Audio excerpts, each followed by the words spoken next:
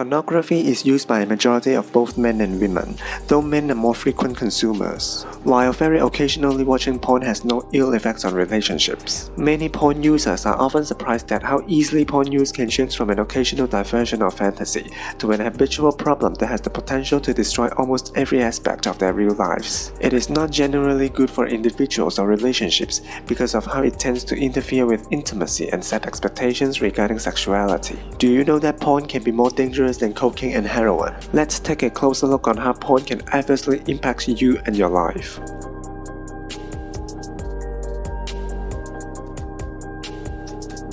When you watch porn, your brain thinks you are having sex. Horniness is the evolutionary drive that pushes you to do whatever is necessary to have sex and make babies. Your brain can't comprehend the difference between watching a video and having real sex. Your brain's mirror neurons visualize you doing the same thing, and a part of your brain responds as if you were. It's kinda like how when watching a scary movie, we cringe or jump out of our seats. Or a sad movie can make you cry and feel sad. The brain thinks something that you watch digitally is actually happening to you in real life, and it acts accordingly.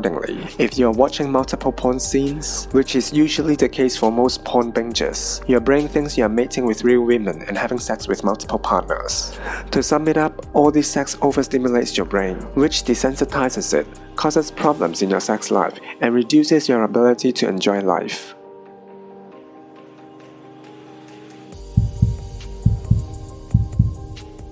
Dopamine is a brain chemical that motivates you to do something that your brain thinks will make you feel good, like having sex or eating food. Our brain makes us experience pleasure when we engage in these life-giving and enjoyable activities, which have kept humans alive for millions of years. Your brain uses dopamine, a neurochemical, to train you to recognize activities that are good and bad. When you do actions that your brain says are good for survival, it rewards you with a shot of dopamine that triggers the sensation of pleasure and stimulates memory and concentration. It creates arousal and excitement just before you have sex, pushing you to complete what you started. Imagine when you saw a woman walking right by you, and she seemed to be the most beautiful woman you'd ever seen, and you got a rush of both excitement and nervousness. That's dopamine. Or think about when you had a new business idea that you believed would change an industry, and you were the first one ever to think of it. That's also dopamine. Now that we understand what dopamine is and how it makes you feel, the problem with porn is that it gives off a massive shot of dopamine to your brain. It's too much dopamine for your brain to handle at once, because your brain was never designed to handle unlimited amounts of porn of highly attractive women. It's simply unreal and too good for your brain to handle. The dopamine rush as you're watching porn encourages you to masturbate to produce even more dopamine. That big dopamine shot from an orgasm then goes on to wire our brain's reward system to encourage us to repeat whatever behavior we did to get sex, so we can continue to get sex in the future. It's a vicious cycle.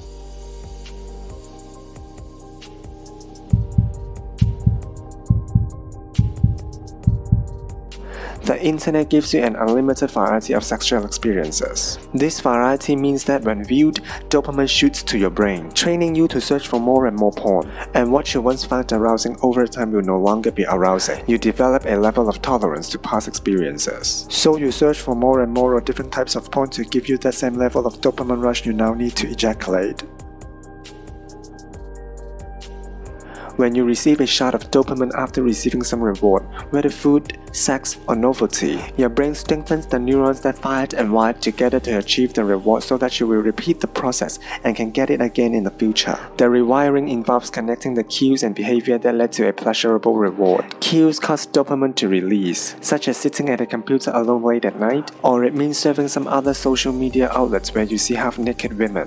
Or cues to watch porn come when you're just feeling a little depressed, bored, distracted, or stressed. Repeat this circuit for a few days or weeks and you've got a connection that leads to you checking out porn without even thinking about it. And worse, you can't control it. It can become difficult to control because it's now wired into your brain. Porn surfing simply becomes a habit. Throughout most of your brain's evolution, sex was a limited commodity, and it was a good survival strategy to look for sex whenever possible. Now that you have access to an infinite amount of sex online, this is no longer a good strategy. Too much sexual stimulation has health risks of its own, like reduced sensitivity to dopamine, which reduces the enjoyment of activities you once found pleasurable. The only way for you to feel good again is to continue watching heavier and heavier scenes of porn, which sends you into a downward spiral of porn addiction.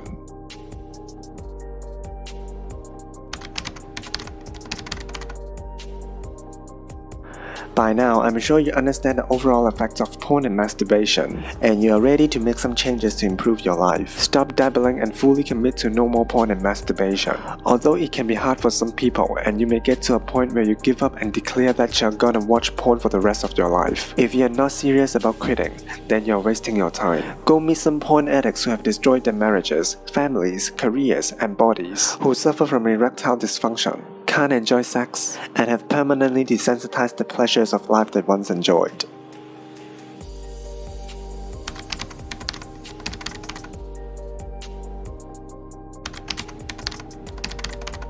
Stop fast-forwarding or skipping to the parts you want to watch. Anticipation is healthier for you than the instant stimulus of going straight into penetration and ejaculation. You need to eliminate that novelty factor of porn, which fuels your addiction. The goal is to make watching porn unenjoyable and less novel, and to spend less time doing it. Cancel any membership to websites and apps. Save your money. I'd recommend spending it on healthier foods, a gym membership, or a personal trainer, etc. Don't bring your smartphone or tablet into bed ever. If you have access to it, sometimes at night when the lights are off, you can get these withdrawals and have a sudden uncontrollable urge to do it at night. Keep all electronics in another room. This will also help you get better sleep.